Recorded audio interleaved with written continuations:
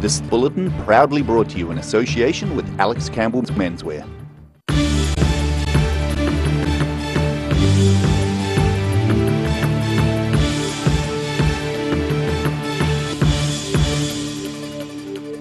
Kia ora, good evening, I'm Melissa Barton. Invercargill's Burt Munro Challenge started today with the Bluff Hill Climb Championships. Hundreds of spectators lined Flagstaff Road to watch motorcycle races from around the world. Sharon Rees has more. Practice runs for competitors started early this morning in Bluff, as around 70 riders got to know the bumps and curves of Bluff Hill. Organisers couldn't have chosen a better day for the Burt Munro Bluff Hill Climb, with no wind and a beautiful view of the Fovo Strait. With some riders seeing the view for the first time and others who are back for another go at the hill. There's one man who's made the climb more often than most, Burt Munro's son, John Munro. He says the hill climb was a special event for his father, even though it was fairly different in his day. Well, it was one of his favourite events, and it wasn't run up a nice tar-sealed road back in the 30s and 40s. It was straight up the hill over here, and it's a dirt track, and the last part of it was a very steep angle, and a lot of bikes would fall over backwards on there. He said he often visited the hill with his father as a boy and is amazed at how far his father's legacy has come. He wouldn't believe that this sort of thing is happening as a tribute to him, and I have difficulty in believing it too, and especially the attention worldwide that he's getting now. Organisers say riders were making particularly fast times up the hill due to the perfect conditions and expect some records may be under threat. The second event of the challenge takes place tonight with drag racing at Tiratonga Park in Otatara. Sharon Rees, The South Today. Effects from last week's flooding are still being felt around Dunedin. The City Council is reminding motorists the road to Aramoana is still closed. Group Manager of Transport Richard Saunders says repairs are still being carried out. Saunders says the road is still resident-only access but is expected to be reopened to the public by the weekend. He expects the road will be with one lane in places and traffic management will remain in place. Tuatago Polytechnic tutors have developed a new way of creating foods which would otherwise be too expensive for most Kiwi restaurants. And they are showcasing their creations at an edible garden in Auckland at the moment. Roselle LeBone reports. Have you ever wanted to try handcrafted fruit and vegetables with a dal curry centre? Or perhaps an apple smoothie whipped into a mousse and presented as an apple hanging on a tree? This week, the work of Otago Polytechnic academics will be open to Auckland public in the form of an entirely man-made garden, where even the soil is edible. Fruits and vegetables, tomato, apple, pear, pumpkin and chilli. 2018 is going to be the year of the vegan. There's no doubting about that. Big trends at the moment, particularly in the States, is plant-based diets, flexible diets, vegan diets, but within there is this idea of convenience. We don't want to have to sacrifice things. We don't want to handcuff ourselves to some kind of ideology which prevents us enjoying ourselves and being happy. Visitors will be able to sample nearly 4,000 edible products. The creative process involves working with natural products to design foods that look identical to fruit and vegetables but are filled with unexpected flavours. The hand-moulded edible fruit and vegetable replicas are made from vegan white chocolate and So Good milks. The garden opened to the Auckland public today and closes tomorrow. No word yet when the garden might come south. Roselle LeBone, The South Today.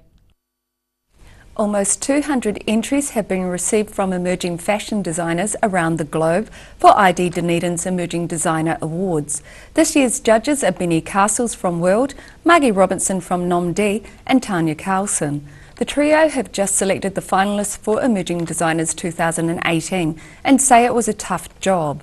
If chosen, finalists must attend the awards in Dunedin, where they have access to a supportive professional environment and a judging panel made up of industry experts.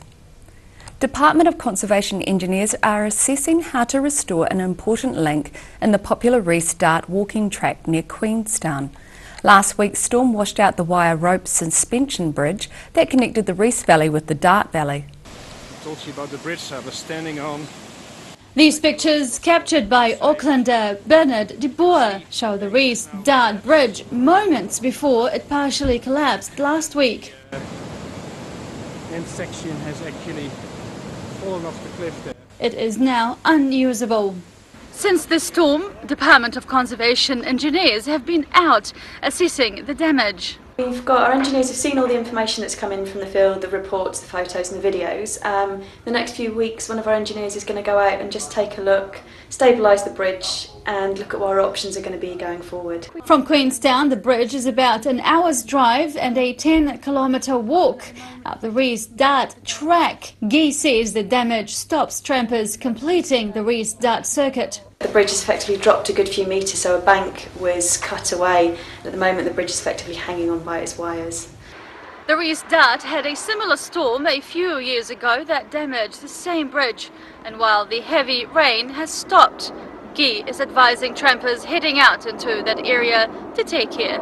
After a storm of that size, if you're planning to go into the backcountry, talk to the visitor centre, check our website, because we just don't know what the conditions are going to be like out there, so it's just to make sure you're checking in and making sure you're going to be safe. DOC has yet to decide where a new bridge will be located and when it will be built.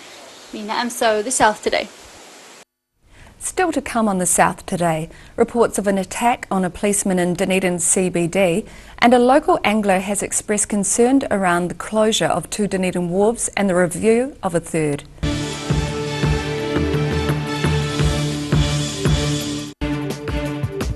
For all your news from the southern regions as it happens, go to our Facebook page. The South Today, connecting you with your community thanks to New Zealand On Air.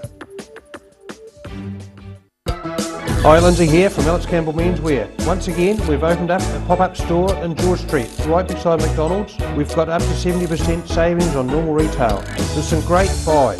We have socks right through to suits, everything in between. We'll see you there. The Alex Campbell Menswear pop-up. Don't miss it. Every reason, every season, we're proud to dress the region. Alex Campbell Menswear, it fits.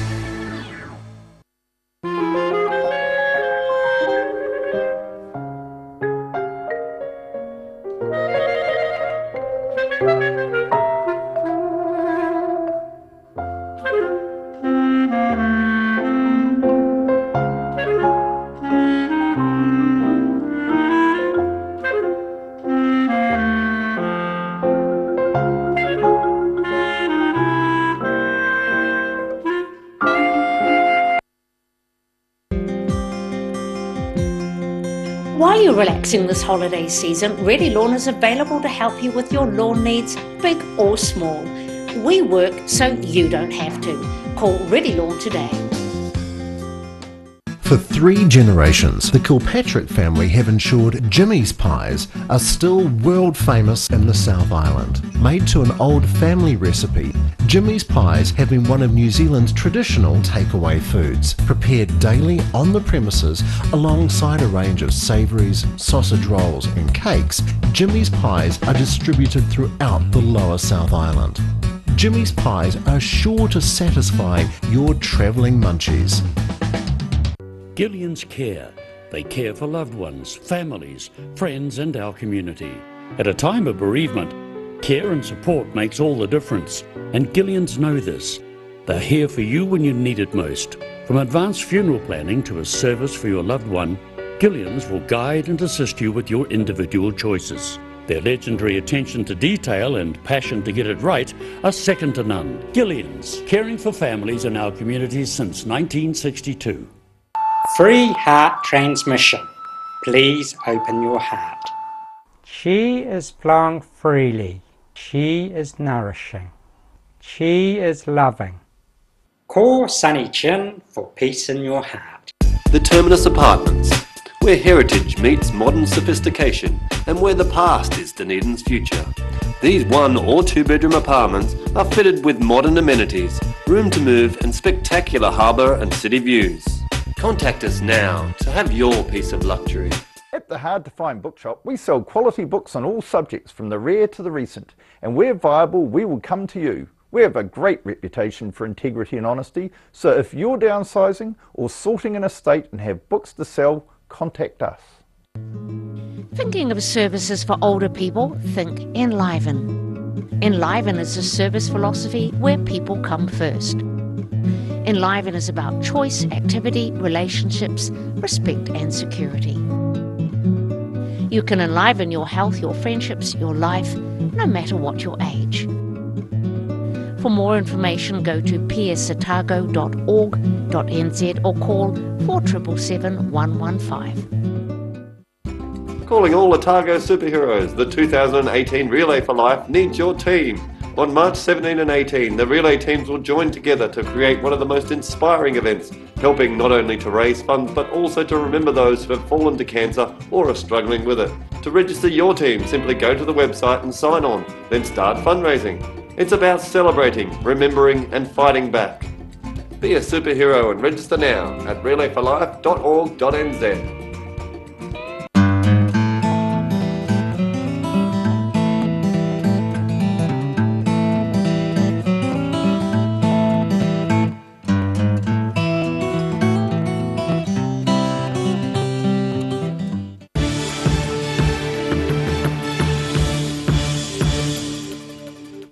Welcome back. Dunedin Police closed Bond Street in the central city this afternoon following an incident.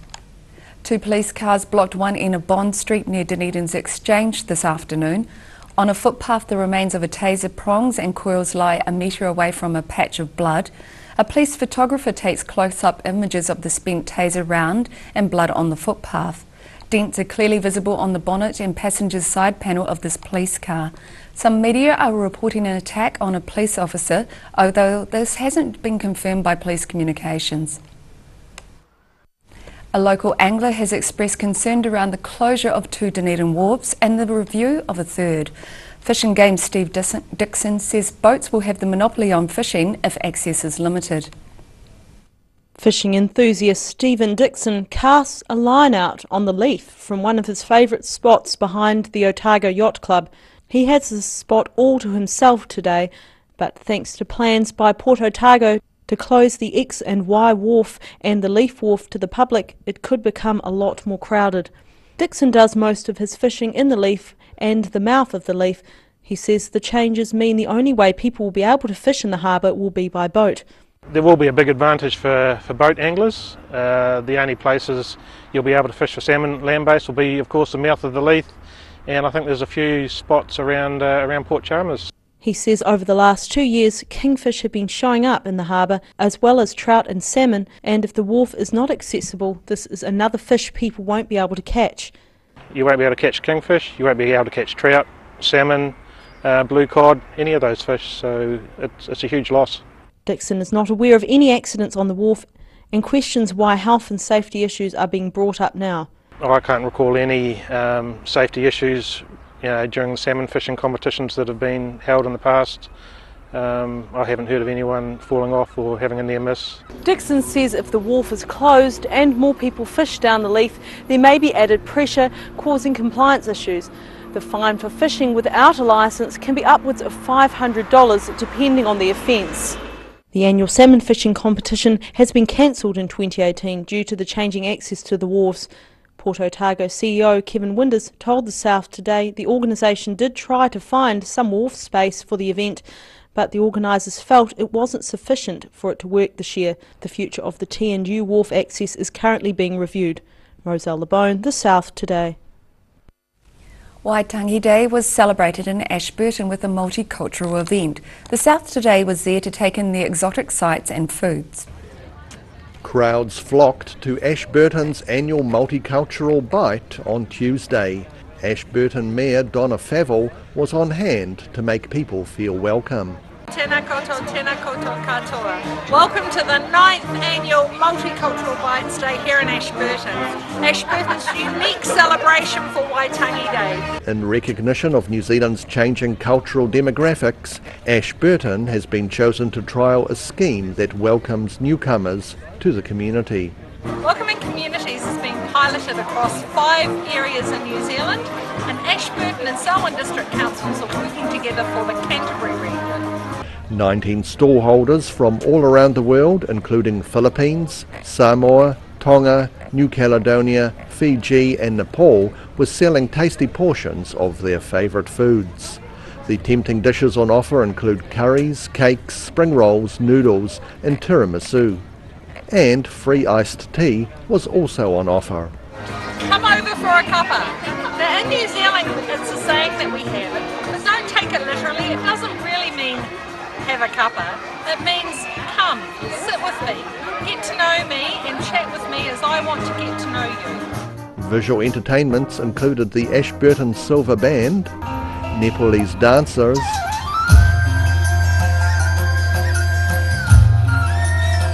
plus bagpipers showing off the South Island's former European heritage. Rudy Adrian, The South Today. After the break on The South Today, we have the latest updates from the Masters Games, and a student band 660 win the golden ticket, a spot as Ed Sheeran's support act when he performs in New Zealand next March.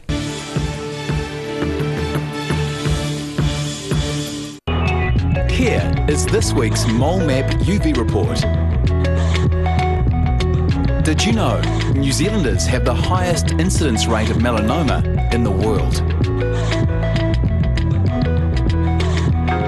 If you've ever been on a sunbed or been badly sunburnt, what are the chances you could have melanoma? Remove the doubt. Get a mole map.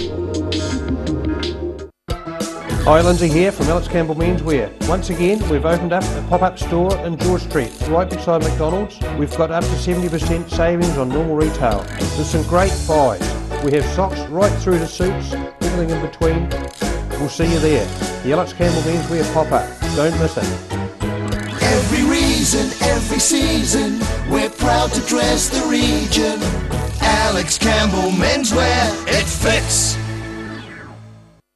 Oh, I'm not happy with this product demonstration, Ralphie. Oh, relax. It's all about balance. The balance between softness and strength. And my balance is perfect. So we won't fall? Of course not. Hi, Ralphie. Oh, hey there. Whoa. Whoa. You fell for her. Yep, I fell for her. Cotton Softs. Softness and strength you can trust. I'm cotton soft on the environment too. 135 Cumberland Street is a brand new, recently listed Category 1 heritage building right in Dunedin's warehouse precinct. Only a short walk to the Octagon in the central city. These are warm, well-insulated, self-contained apartments with all you can need for a short or long stay. With beautiful views onto the harbour, these Airbnbs at 135 Cumberland Street come highly recommended for your stay in Dunedin. While you're relaxing this holiday season, Ready Lawn is available to help you with your lawn needs, big or small. We work so you don't have to. Call Ready Lawn today. Loss of collagen is the reason for those fine lines and wrinkles. Silberhorn's Collagen Plus naturally supports your collagen levels, giving you younger, firmer looking skin, healthier, shinier hair and stronger nails. Joints, tendons, ligaments and cartilage all benefit from healthy collagen levels, the very foundation of structural health. Support collagen levels naturally with Collagen Plus by Silberhorn. Be quick, buy one now and get a second pack half price. Call now 0800 502 402.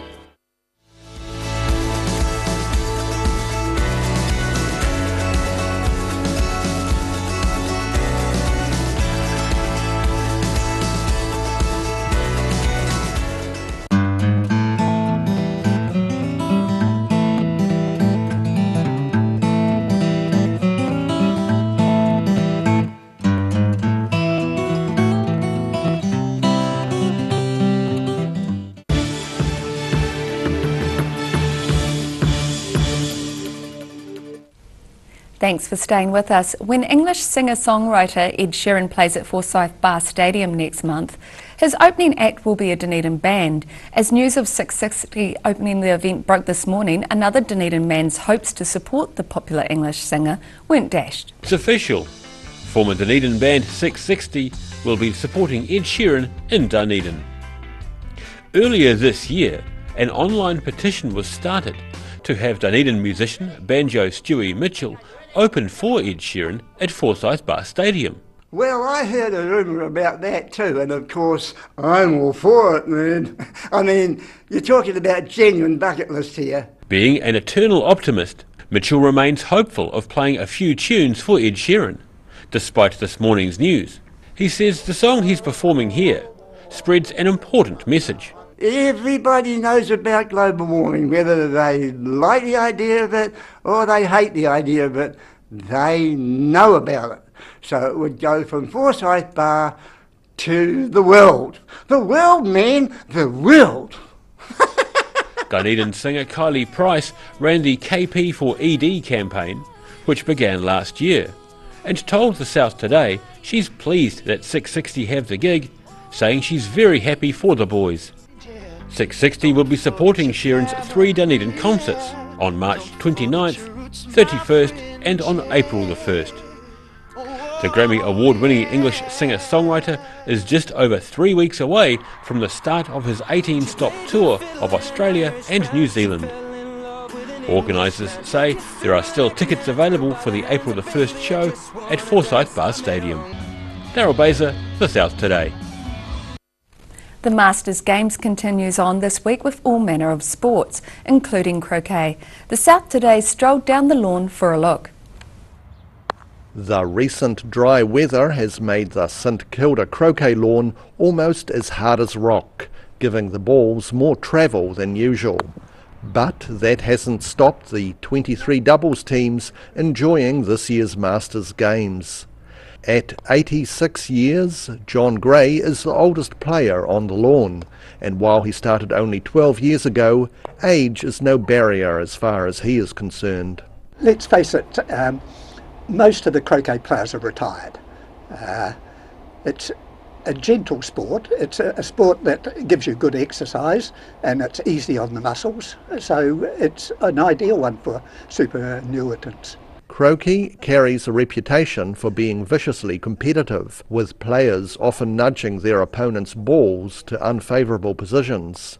However, champion player Nan Smith says it doesn't work like that for him. Well, I think you need to be positive, play attacking croquet. Negative croquet isn't interesting, and people get turned off it, I think, by people who play negatively all the time. And John Gray is inclined to agree. Well, yes, negative play, although we all do it at times, but you're not getting anywhere with it. You've got to be aggressive rather than passive. The Masters Games croquet matches finished up on Friday. Rudy Adrian, The South Today. 4 o'clock on Saturday afternoon New Zealand time will be one of the biggest moments in the life of Queenstown teenager Tian Collins.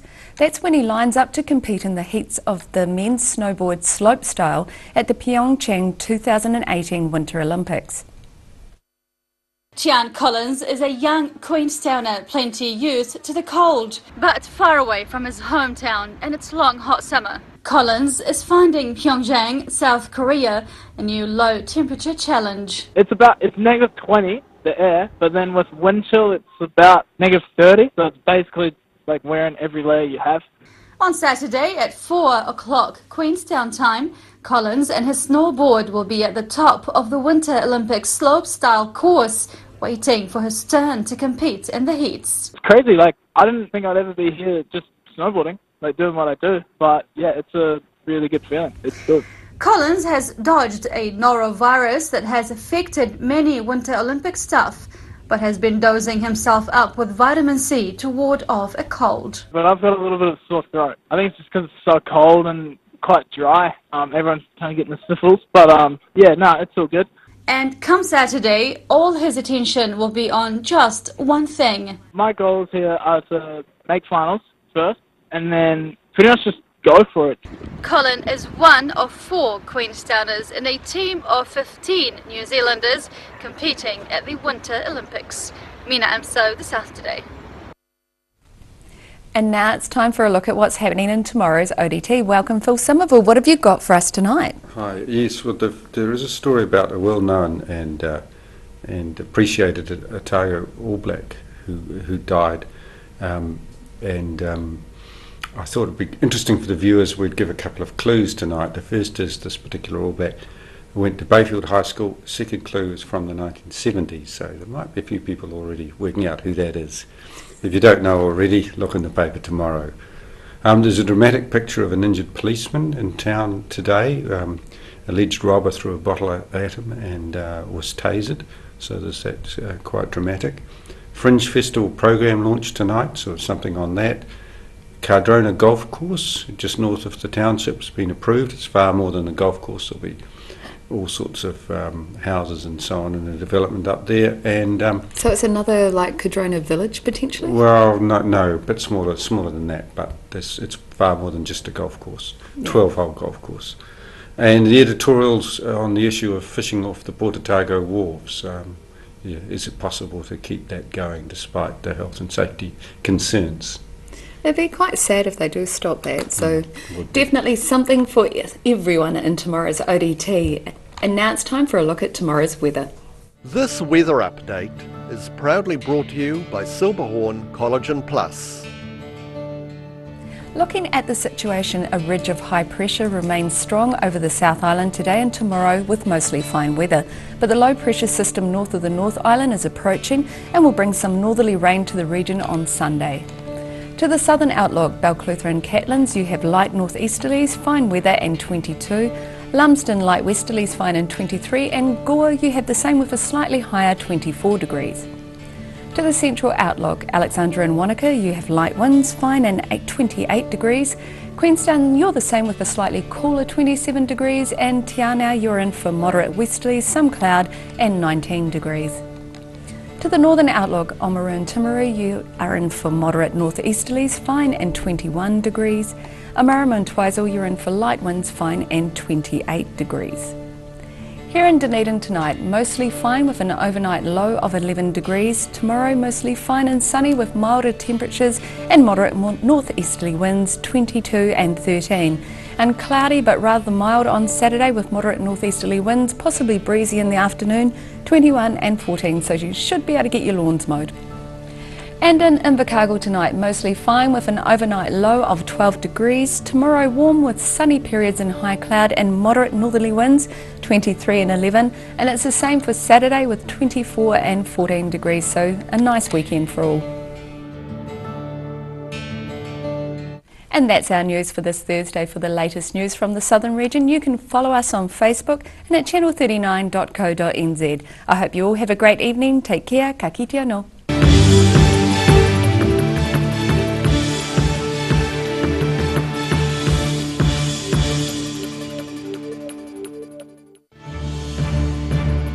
This bulletin proudly brought to you in association with Alex Campbell's Menswear. Supporting local content so you can see more of New Zealand on air.